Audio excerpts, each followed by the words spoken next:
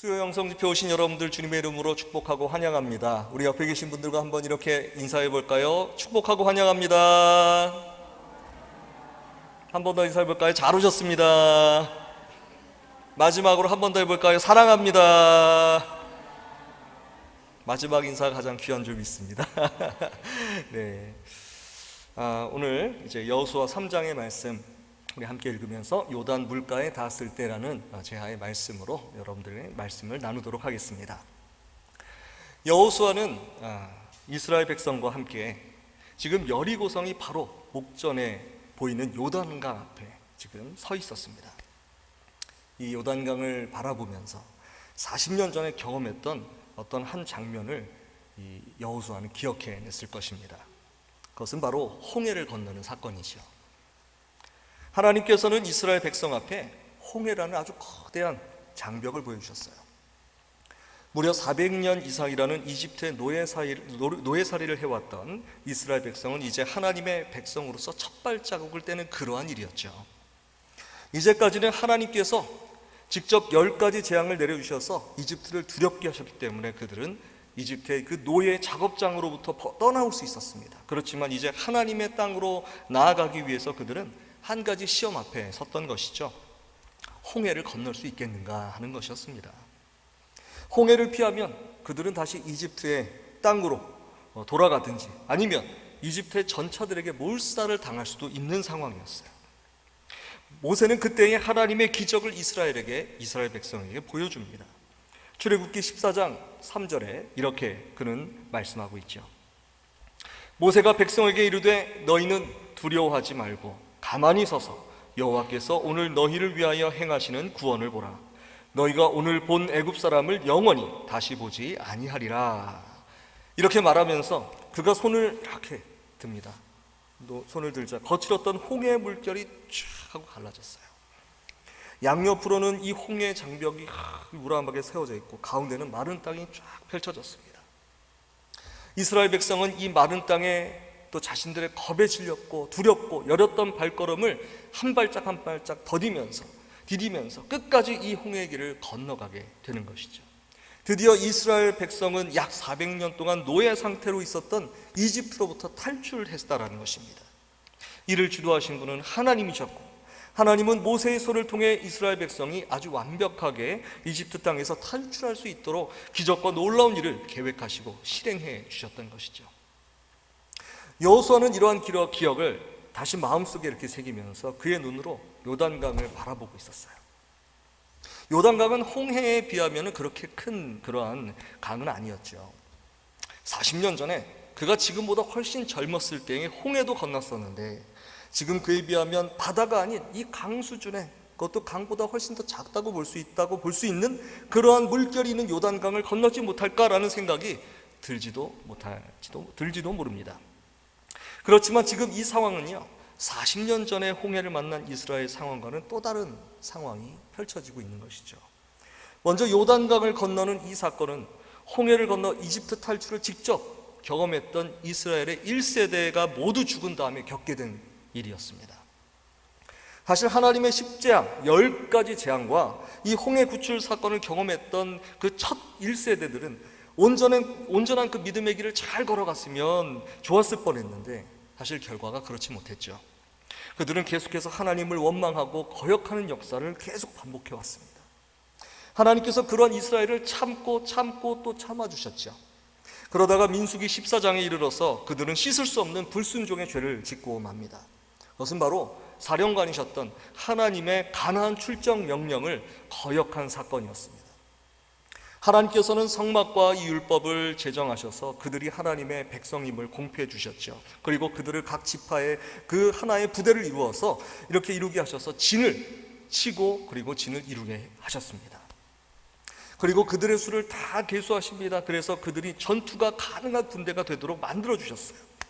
그리고 눈의 아들 여호수아와 또 여분의 아들 갈렙 그리고 각각의 지파의 정탐꾼들을 뽑으셔서 그들로 하여금 가나안 땅의 첫 관문이었던 헤브론 땅을 정탐하게 하십니다.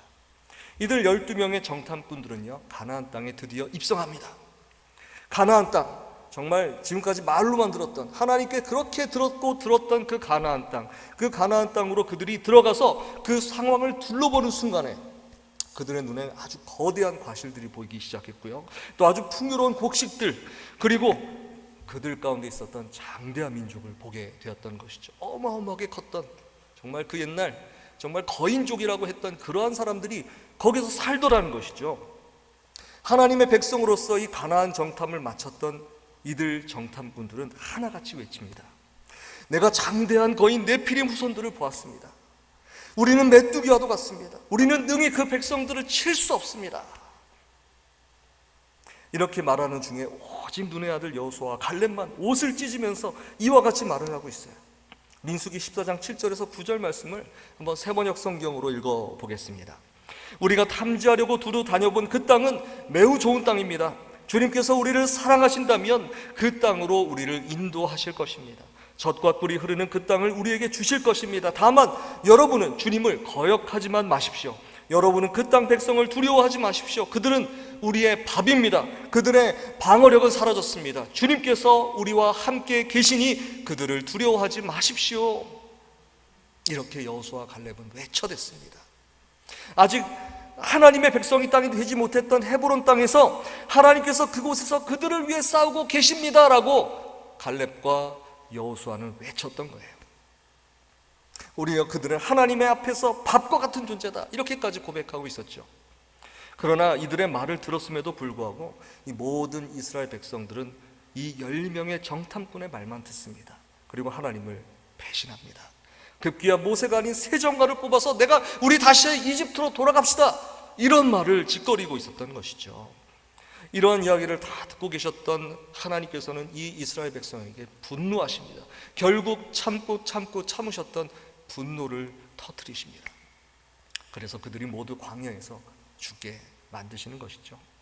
그리고 민수기 20장에 모세와 아론의 누이였던 미리암이 가데스 광야에서 죽고 결국 1세대를 주도했던 지도자 모세가 요단강에 지척에 있었던 느보산에서 하나님께 들려 올라감으로 출애굽의 1세대들이 다 죽고 맙니다.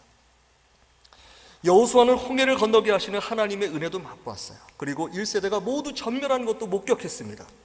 이제 그를 이끌었던 모든 사람이 세상에 있지 않고 그는 혼자서 하나님을 독대해야 했어요. 이스라엘을 이끌어야 하는 그런 상황 가운데 놓여 있었지요. 그러한 막중한 상황 가운데서 그가 만나야 했던 이 요단강마저도 사실은 그렇게 호락호락한 상황이 아니었습니다.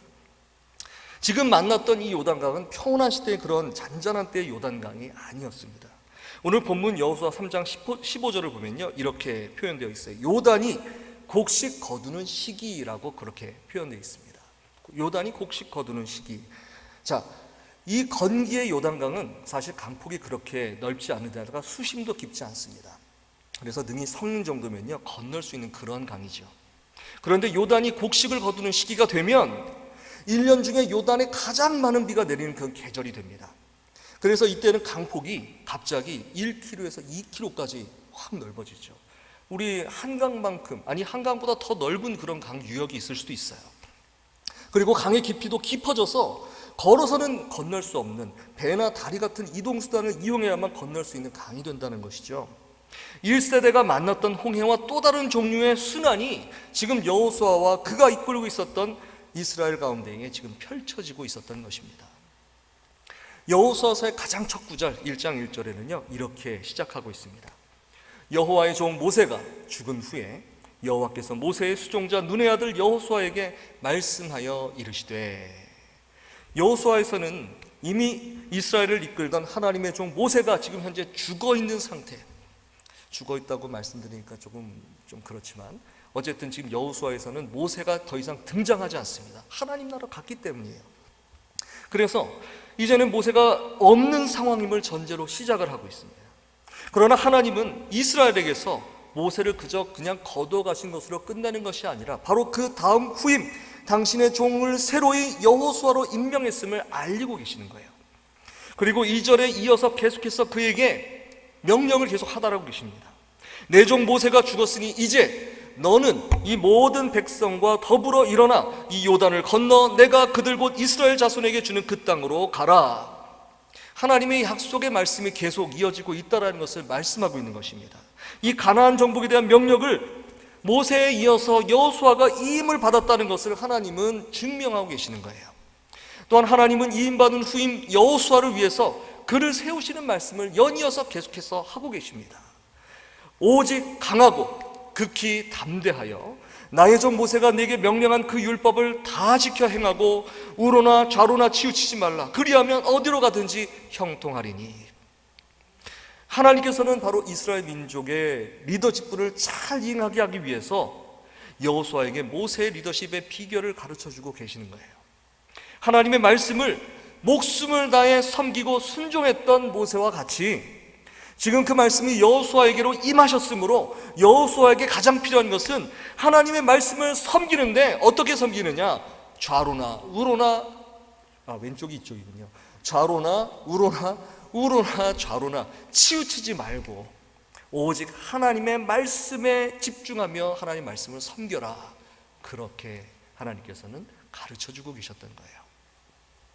여호수아의 위임식은 끝났습니다. 그렇지만 여호수아는 가나안 전투를 위해서 요단강 넘어 가나안의 첫 성 여리고에 2명의 정탐꾼을 보냅니다. 앞서도 말씀드렸지만 여호수아는 이 여리고 정탐에 아주 뼈아픈 그런 기억이 있어요. 그런데 이번엔 그 전에 정탐꾼은 다릅니다. 이번 두 사람의 정탐꾼은요, 여리고에 들어가서 오히려 하나님을 두려워하는 여인 기생 라합을 만납니다. 그래서 이러한 이 굉장히 훌륭한 성과를 이루고 복귀를 하게 됩니다. 여호수아는 그가 처해 있는 상황이 지금 앞에 잘 보이지 않는 어려움 중에 있었어요. 그러나 이러한 하나님의 명령에 순종합니다. 그리고 그 자신도 계획에 실패하지 않기 위해서 여리고 정탐도 실시합니다. 여호수아는 본격적인 이제 요단강 도하를 준비합니다. 그런데 그 첫 시작의 표현이 특이한 것을 우리가 볼 수 있어요. 또 여호수아가 아침에 일찍이 일어나서 그와 모든 이스라엘 자손들과 더불어 시딤에서 떠나 요단에 이르러 건너가기 전에 거기서 유숙하니라. 사흘 후에 관리들이 진중으로 두루 다니며 라고 이렇게 말씀이 되어 있죠. 유숙하니라까지 읽으시면 되겠습니다. 여호수아는 요단강을 건너기 위해서 시딤에서 요단강 근처로 이스라엘의 진을 이동시킵니다. 그리고 거기서 사흘을 유숙했다고 말씀은 전하고 있어요. 사흘을 유숙했다, 이 3일을 유숙했다라는 거죠. 이것은요 짧은 시간이 아닙니다. 이들은 여리고로 전쟁을 하기 위해서 지금 진을 치고 있는 것이죠. 그리고 그곳에서 여리고가 지금 먼 거리가 아니에요. 요단강을 건너면 바로 들어갈 수 있는 지근거리에 지금 위치해 있는 것이죠. 그렇다면 그곳에서 진을 치고 기다리는 것은요 아주 위험한 일입니다. 그런데 사흘을 기다립니다. 그리고 그 다음에 더욱 특이한 명령을 내리고 있습니다. 3절에서 5절까지 말씀을 제가 한번 읽어보겠습니다. 백성에게 명령하여 이르되 너희는 레위 사람 제사장들이 너희 하나님 여호와의 언약궤 매는 것을 보거든 너희가 있는 곳을 떠나 그 뒤를 따르라. 그러나 너희와 그 사이 거리가 2000규빗쯤 되게 하고 그것에 가까이 하지는 말라. 그리하면 너희가 행할 길을 알리니 너희가 이전에 이 길을 지나보지 못하였음이라 하니라. 여호수아가 또 백성에게 이르되 너희는 자신을 성결하게 하라. 여호와께서 내일 너희 가운데에 기이한 일들을 행하시리라. 여호수아가 3일을 유숙한 다음에 뭐라고 말을 했냐면 진의 지휘자들과 모든 백성에게 2가지 명령을 내리고 있어요. 하나는 레위 제사장들이 하나님의 언약궤를 메고 모든 진을 앞장서서 요단강을 건널 때에 모든 군사된 백성들은 그 뒤를 따르되 2000규빗쯤 거리를 두고 따라가라는 겁니다. 그리고 2번째는요, 모든 군사들은 자신을 성결하게 하라라는 명령입니다. 이 명령이 이해가 가십니까? 자, 다시 한번 해보겠습니다. 첫 번째 명령은 레위 제사장들이 하나님의 언약궤를 메고 모든 진에서 앞장서서 요단을 건널 때 가장 먼저 지금 이 언약궤가 가는 거죠. 건너가죠. 그 다음에 모든 군사된 백성들은요 그 언약궤 뒤에 약 2000규빗 정도를 떨어진 상태에서 두고 따라가라는 거죠. 참 멀찍이서 보고 가라는 거예요. 이 2 명령은 2번째는 말씀 안 드렸죠. 2번째는 모든 군사들은 자신을 성결하게 하라는 그런 명령입니다. 이 2 명령은 모두 하나님으로부터 받은 것입니다.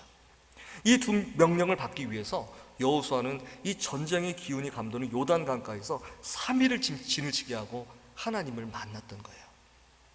자, 이 첫 번째 명령을 다시 한번 기억해 봤으면 좋겠습니다. 레위 제사장들이 하나님의 언약궤를 들고 요단강을 들고 들어갈 때에 백성들은 약 2000규빗을 떨어뜨린 후에 간격을 유지해서 들어가야 된다고 말씀하고 있어요. 2000규빗은 지금의 측량으로 이렇게 환산해 봤을 때 약 900m 정도 됩니다. 900m예요. 별로 감흥이 없으신데요, 여기서 저기까지도 100m가 안 됩니다. 100m는요 저 앞들까지 가야 100m예요.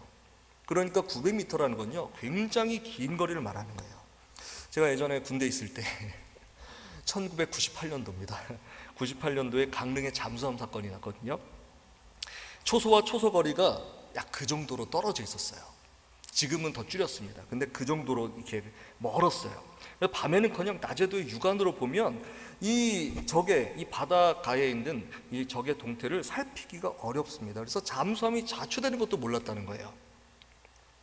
하나님의 언약궤가 먼저 제사장들이 들고 들어가고 난 2000규빗을 떨어져서 군대가 들어가면요, 사실상 언약궤에 무슨 일이 발생하면 그 뒤에 어떤 누구도 이 언약궤를 도울 수가 없는 상황이 펼쳐지는 것이죠. 900m나 떨어져 있는데 어떻게 갈 수 있겠어요? 이스라엘 민족의 가장 심장부라 볼 수 있는 언약궤에 대한 이 안전이 확보되지 못하는 위협이 존재하고 있는 것이죠. 두 번째 명령은 뭡니까? 자신을 성결하라 라는 말씀이에요. 성결하는 말씀은 레위기에 등장하는 말씀입니다. 레위기의 핵심 구절이죠. 레위기 17장 45절에 이렇게 말씀하고 있어요. 내가 거룩하니 너희도 거룩할지어다 라는 말씀으로 하나님의 속성을 말씀하신 거예요. 하나님은 죄와 구별되신 분이시죠. 하나님의 백성은 주변의 죄로 오염된 것들로부터 자신을 구별하여 깨끗게 해서 하나님을 예배하는 예배자로 세워져야 함을 레위기에서 이스라엘 백성에게 가르쳐 주신 것이죠. 그렇기 때문에 여러분, 성결하는 말씀은 전투 용어가 아닙니다. 이는 신앙의 용어, 예배를 위한 용어라는 거예요. 그러므로 자신을 성결하게 하라는 것은요, 전쟁 준비가 아닌 하나님 만날 준비를 하라는 거예요. 이상한 말씀이죠. 전쟁을 준비해야 되는데 하나님께서 하나님 만날 준비를 하라라고 말씀하신 거예요. 이렇게 전시라고 했을 때 이해할 수 없는 명령을 받고 또 내리고 있는 여호수아를 바라보면서 우리가 생각해야 할 것이 한 가지가 있습니다. 이것은 곧 여호수아서 전체를 흐르고 있는 핵심이라고 보아야 할 것이죠. 우리가 이 말씀을 이해하기 위해서 그에 앞서 전제가 되어야 할 것은, 이 전쟁은 하나님의 전쟁이라는 것입니다. 하나님은 결코 하나님의 전쟁을 이스라엘 백성에게 직접 맡기신 적이 없습니다. 이를 잘 보여주는 말씀이 바로 오늘 읽은 본문의 말씀 15절의 말씀에 이렇게 등장하고 있어요. 15절의 말씀 같이 한번 읽어볼까요? 시작. 요단이 곡식 거두는 시기에는 항상 언덕에 넘치더라. 궤를 맨 자들이 요단에 이르며 궤를 맨 제사장들의 발이 물가에 잠기자. 자, 여호수아의 명령을 받들어서 제사장들이 여호와의 법궤를 들고 요단강 앞에 이렇게 도열합니다. 이 말씀을 지키는 거예요. 그리고 그 군대는 뒤에 약 900m 간격을 떨어졌어요. 그 말씀을 아주 정확하게 2000규빗을 딱 지켰습니다. 그래서 멀찍이서 말씀의 궤를 바라보고 있어요. 그리고 제사장들이 하나님의 언약궤를 들고 한 걸음을 떼서 이제 요단강에 발을 탁 잠깁니다. 여기서 개역개정 성경의 표현은 제사장의 발이 물가에 잠겼다라고 표현하고 있어요. 본래 원어의 표현을 사용하자면요, 이거를 이제 잠기다라는 걸 히브리어로 타발이라고 불렀어요. 그런데 이 의미는요, 깊은 물에 빠지는 걸 말하는 것이 아닙니다. 물이나 포도주를 아주 약간 몸에 이렇게 살짝 바르는 거예요. 아니면 그거를 적실 때 표현하는 것이 이 타발이라는 그런 단어라는 것이죠. 이제 예를 들면 아주 어린 아기가 목욕을 시키기 위해서 엄마가 사용하는 아주 작은 욕조가 있어요. 여러분들 기억이나 나실지 모르겠습니다. 저도 잘 기억이 안 나는데 이렇게 욕조가 있습니다. 그 아기 욕조를 여러분 기억하실 거예요. 그 욕조는 아기를 물에 완전히 빠지지 않게 하기 위해서 등과 발에 이렇게 보조 장치가 되어 있잖아요. 그래서 물에서 살짝 떠 있게 하는 거죠. 그래서 물이 이제 피부를 이렇게 살짝 찰랑찰랑하게 하면 애들이 굉장히 재밌어하고 기분 좋아하죠. 자, 이처럼 제사장들의 발이 완전히 물에 잠기기도 전에, 즉 그들의 발밑에 아직 물결이 이렇게 찰랑찰랑거리고 있을 때라는 뜻이 되는 거예요. 그때에 어떤 일이 발생하냐면 16절의 말씀이 등장하는 거예요. 곧 위에서부터 흘러내리던 물이 그쳐서 사르단에 가까운 매우 멀리 있는 아담 성읍 변두리에 일어나 한 곳에 쌓이고 아라바의 바다 염해로 향하여 흘러가는 물은 온전히 끊어지매 백성이 여리고 앞으로 바로 건널세. 이렇게 되는 겁니다. 아멘이십니까? 네, 이 말씀이 무슨 말씀인지 알아야 아멘을 하시겠죠. 이 말씀이 좀 독특하죠. 제사장의 발이 물에 닿자마자 곡식을 거두는 시기여서 약 1, 2km 정도 강폭이 불어나 아주 무섭게, 여러분 예전에 한강에 그 장마철에, 지금도 그렇잖아요. 작년에, 저는 아직도 작년이 생각나는데 물이 어떻게 흐르죠? 그냥 무섭게 흘러갑니다. 잘못 들어가면 빠져서 어디로 갈지 몰라요. 그렇게 흘러가는 지금 그 요단이라는 거예요. 그 무섭게 흐르는 요단강의 유수가 완전하게 지금 쫙 갈라진 걸 말하는 거예요. 발을 살짝 담간, 그냥 살짝 찰랑했는데 물이 쫙 갈라졌는데, 그 큰, 정말 어떻게 됐냐면 사르단에 가까운 아담 성읍이라는 곳에서부터 물이 끊겼어요. 그래서 큰 물의 둑이 그 상류 쪽에서 엄청난 물의 둑이 발색을 했어요. 그래서 어디까지 됐냐면은 그 지금 제사장의 발로부터 약 25km 떨어진 곳까지 이 물이 쫙 말라버린 거예요. 아까는 이제 2000규빗을 말씀드렸는데 25km입니다. 어마어마한 길이에요. 25km가 떨어진 곳까지 물이 엄청나게 막혀버리고 물에 장벽이 생겼어요. 이 굉장히 정확하게 지금 성경의 역사적인 사례로 지금 남아있는 거예요. 게다가 17절에 더 중요한 말씀이 있습니다. 이렇게 여호와의 언약궤를 맨 제사장들이 백성들이 다 건널 때까지 어떤 땅에 있었다고요? 어떤 땅에? 잘 안 보이시나요? 마른 땅에 있었습니다. 마른 땅에. 급속도로 25km가 쫙 갈라져서 물의 벽이 쫙 생겼는데 그 땅이 말랐어요. 엄청난 사실이지 않습니까? 그 마른 땅 위에 백성들이 다 건널 때까지 언약궤를 맨 제사장들이 튼튼하게 서 있었다는 거예요. 이스라엘 백성과 이를 대표하는 여호수아는 말씀을 받기 전까지 누구의 전쟁이라고 생각했을까요? 자신들이 싸우는 전쟁이라 생각했을 것입니다. 광야 2세대로 태어난 그들은요, 하나님의 능력을 온전히 깨우치지 못하고 바라보지 못했어요. 1세대로부터 계속해서 있었던 눈의 아들 여호수아와 여분네 아들 갈렙은 그러한 하나님의 그 능력을 경험했지만 그들은 새로운 난관과 어려움 속에 두려움을 갖고 있었습니다. 그러나 그들은요, 이 작은 믿음을 실천한 겁니다. 하나님께서 말씀하신 그대로 언약궤를 맨 제사장들이 앞장서서 아무런 군대의 뒤에 도움도 받지 못한 채 자신들의 발을 요단강에 아주 살짝 가져다 댔을 뿐이며, 그들은 군대가 지나갈 때까지 마른 땅 위에 그저 서 있었을 뿐이에요. 이 두 가지를 통해 그들은 하나님이 이렇게 정말 그들을 위해 준비하신 어마어마한 일을 경험하게 되었던 것이죠. 여러분, 저는 이 언약궤를 들고 있던 제사장들을 고민해 봤습니다. 이들은 누구일까? 이렇게 고민해 보다가 저는 바로 이 제사장들이 지금의 교회라고 생각해 봤습니다. 이 제사장들에게 이 교회를 대입해 봤어요. 그리고 제사장들에게 요구하신 하나님의 명령이 바로 지금 교회에 주시는 하나님의 명령이라는 생각이 들었습니다. 하나님께서는 제사장들에게 두 가지를 요청하고 계시죠.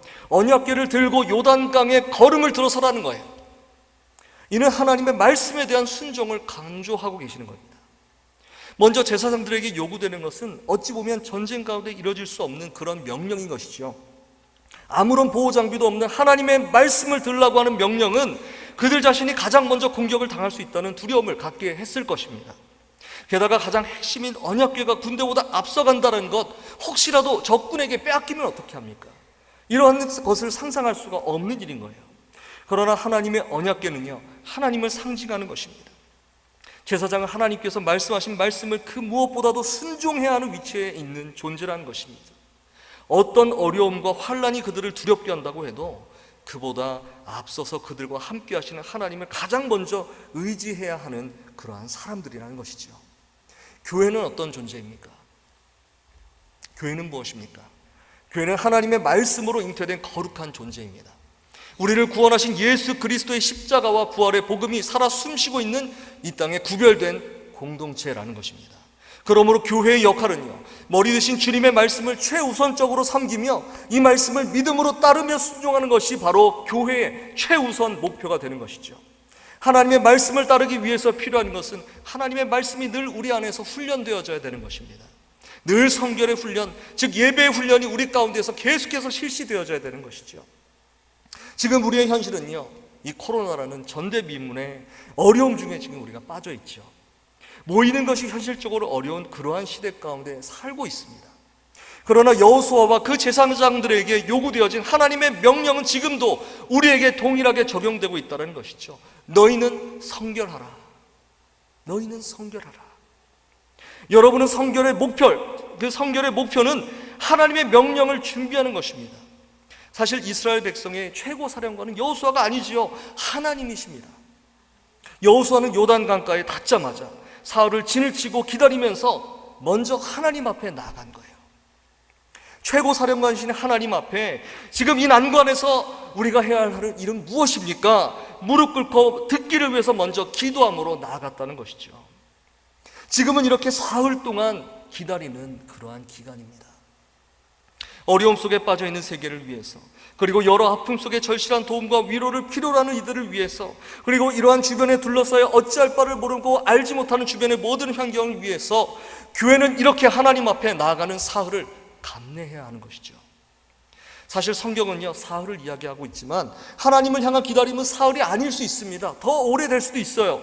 그러나 중요한 것은 이렇게 성결을 해야 하는 기간이 우리에게 필요하다는 것입니다. 우리에게 닥친 이 어려움을 해결할 수 있는 방법은 성결함으로 하나님의 뜻을 기다리며 오히려 말씀과 예배의 훈련을 통해 우리의 믿음을 성장시켜 가는 것이죠. 그리고 두 번째로 하나님께서는 제사장들에게 말씀의 언약궤를 들고 요단강의 마른 땅 위로 들어가서 그 강의 중간에 이르러서 모든 군사가 다 지나가기를 계속해서 기다리면서 서 있게 하셨습니다. 17절을 이 개역개정판 성경에서는요, 이렇게 말씀하고 있어요. 여호와의 언약궤를 맨 제사장들은 요단 가운데 마른 땅에 굳게 섰고 그 모든 백성이 요단을 건너가기를 마칠 때까지 모든 이스라엘은 그 마른 땅으로 건너갔더라. 이렇게 표현합니다. 그런데요, 세번역 성경은요, 히브리어 원어 성경과 거의 동일하게 이렇게 해석하고 있습니다. 좀 표현이 달라요. 같이 한번 읽어볼까요? 시작. 온 이스라엘 백성이 마른 땅을 밟고 건너서 온 백성이 모두 요단강을 건널 때까지 주님의 언약궤를 맨 제사장들은 요단강 가운데의 마른 땅 위에 튼튼하게 서 있었다. 아멘.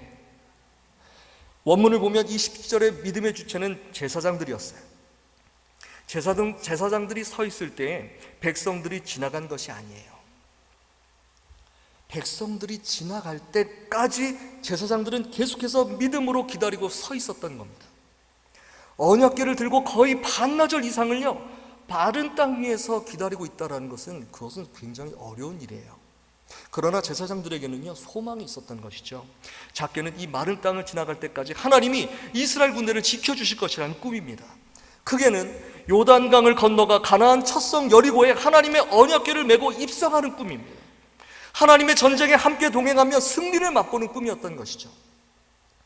저는 이 소망을 마른 땅 위에서 기다리기라고 한번 붙여봤습니다. 교회는 함께 이 어려움을 성결로 준비하면서 기다려야 합니다. 주변의 어려움을 우리는 살펴보아야 하죠. 결코 이를 무시해서는 안 됩니다. 그러나 그 위험과 험난함에 휩쓸려서는 안 됩니다. 이를 함께 믿음으로 이겨내기 위해서 교회는 묵묵히, 그러나 말씀을 통한 하나님의 이 땅을 향해 부르신 소명과 사명을 다해서 하나님의 일을 기다리는 것입니다. 그것이 교회가 할 일이라는 것입니다. 여러분, 마른 땅에 서서 기다려야만 우리는 우리를 위해서 일하시는 하나님의 거대한 그 물벽을 바라볼 수 있어요.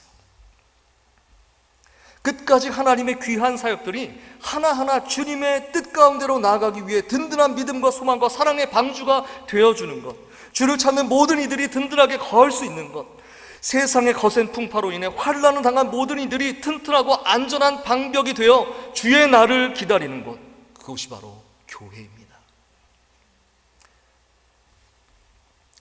저는 오늘 이 말씀을 준비하면서 이 찬양을 한번 떠올려 봤습니다. 여러분 잘 아시는 세상의 유혹시험이 내게 몰려올 때 나의 힘으로는 그것들 모두 이길 수 없네.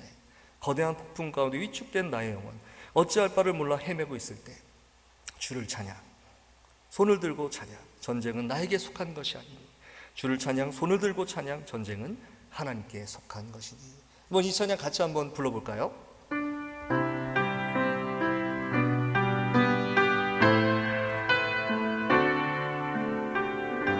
조금 빨리 쳐주셔도 될 것 같습니다. 세상의 유혹 시험이 내게 몰려올 때에 나의 힘으로 그것들 모두 이길 수 없네. 거대한 폭풍 가운데 위축된 나의 영혼, 어찌할 바를 몰라 헤매이고 있을 때 주를 찬양,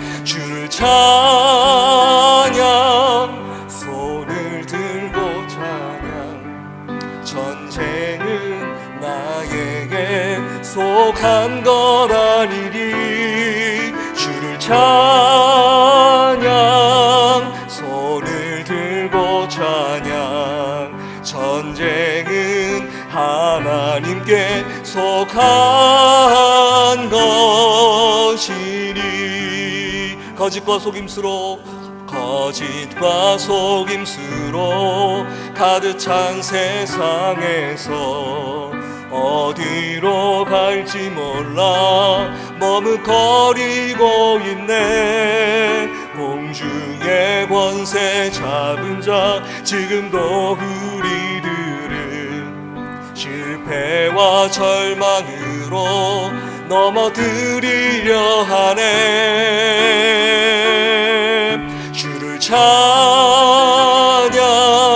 손을 들고 찬양, 전쟁은 나에게.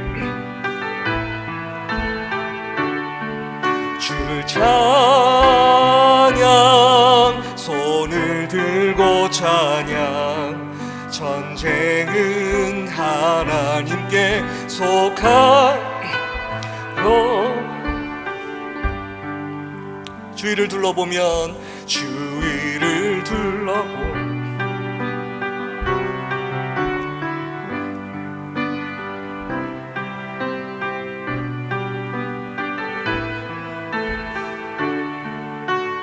금도 내 안에서 역사하고 계시는 왕과 권세,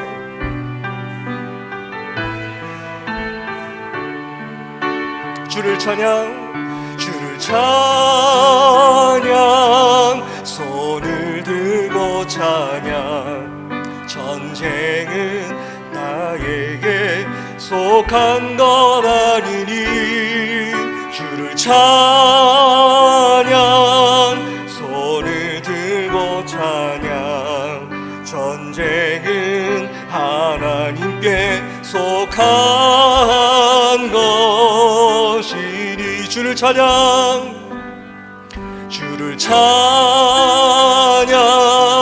손을 들고 찬양, 전쟁은 나에게 속한 것 아니니. 주를 찬양,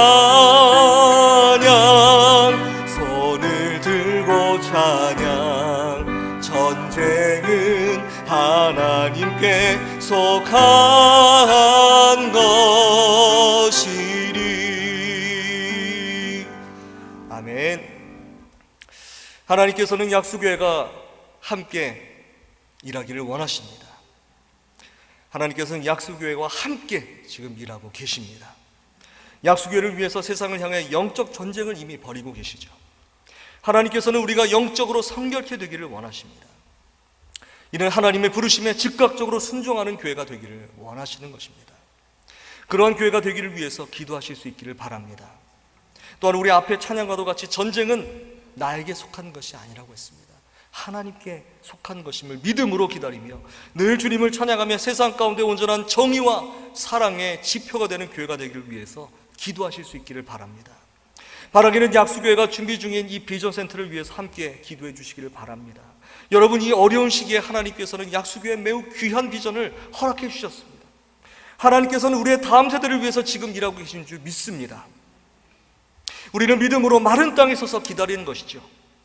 하나님의 거대한 물벽을 바라보면서 우리를 승리케 하시고 우리의 다음 세대가 하나님의 펴신팔과 사랑의 두 손으로 나타나는 것을, 자라나는 것을 믿음으로 바라보며 준비하는 것입니다. 그러므로 이 비전센터가 온전히 하나님께서 사용해 주시기를 위해서 기도해야 합니다. 준비하는 모든 과정 가운데 하나님의 뜻과 비전이 모든 부분, 모든 곳곳에 숨쉬고 있기를 위해서 기도해야 합니다. 그리고 이를 준비하는 모든 위원들과 온 교회가 동일한 마음으로 하나님의 뜻을 받아 준비할 수 있기를 위해서 기도해야 합니다. 이 비전이 온 세상에 하나님을 바라볼 수 있는 믿음과 사랑의 통로가 되어지기를 위해서 기도할 수 있어야 합니다. 이 시간 한번 우리가 이를 위해서 함께 좀 우리 마음을 다해서 우리 주님 한번 부르면서 간절히 기도하며 나아가도록 하겠습니다. 하나님 아버지, 하나님께서 사랑하시는 우리 약수교회 가운데 하나님의 은혜로 늘 함께 하시고 주님, 지금도 주님께서 임마누엘로 함께 동행하시고 지켜주신 줄 믿습니다. 늘 참으로 우리가 여호수아의 고백처럼 정말 하나님의 일하심을 바라보며 하나님께서 귀한 비전을 주신 것 하나님께 감사하며 우리가 더욱더 중보하며 나가는 믿음의 교회가 될 수 있도록 주님 도와 주시옵소서. 이제는 우리를 구원하신 예수 그리스도의 은혜와 하나님 아버지의 사랑과 성령의 교통하심이 하나님께 쓰임받기 위해 성결함으로 준비하며 하나님의 일하심과 함께하며 영광 돌리기로 다짐하는 사랑하는 약속의 모든 하나님의 권속들의 머리 위에, 그 생업과 가정과 그들의 모든 자녀들의 머리 위에, 그리고 이 땅의 복음화를 위해 수고하는 모든 한국교회 위에, 그리고 고통과 절망으로 신음하는 분명의 백성들을 위해, 온 열방의 주님의 교회 위에 이제로부터 영원토록 함께 하시기를 축원하옵나이다. 아멘.